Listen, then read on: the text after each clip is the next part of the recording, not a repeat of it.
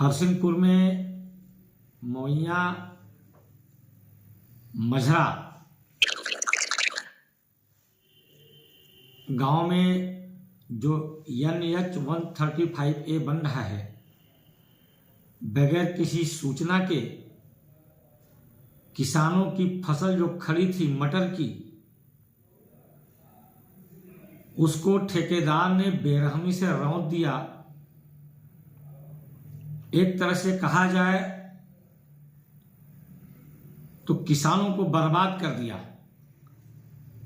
वो किसान पहले से ही बाढ़ से और बरसात से पीड़ित थे, प्रभावित थे। एक फसल को उन्होंने 3-3 बार बोया और लगभग 1 बीघे की इस बार जो फसल की उनकी कीमत पड़ी 40 से 50 हजार रुपए। उनकी फसल खड़ी थी। उन लोगों ने अनुनय विनय किया कि 4-5 दिन का समय दीजिए, हम लोग अपनी मटर की फसल की तुड़ाई करा लेते हैं, तब आप इसको जो है जो करना है करिए। NH-135 का कोई विरोध नहीं कर रहा है, लेकिन हम लोग भूखों मर जाएंगे अगर हमारी ये फसल बर्बाद हो जाएगी। कुछ लोगों को तो बेरहमी से खींच करके पीटा ठेकेदार के लोगों ने। एक बूढ़ी मां को ढकेल दिया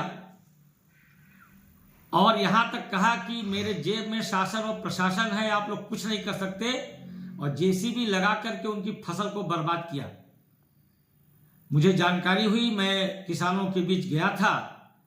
किसान धरने पर बैठे हैं।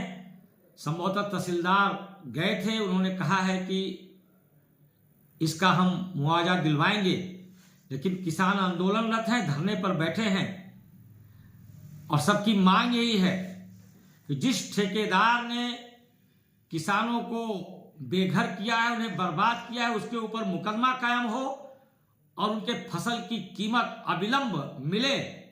सिर्फ आश्वासन नहीं कि कल वो लेखपाल का, कानूनगो को और तहसीलदार का और SDM का चक्कर चलाएं। आज ऐसे निरीह जिनके जीविकोपार्जन का सिर्फ यही एक माध्यम है, ऐसे लगभग 300 बीघे की फसल किसानों की बर्बाद हुई है।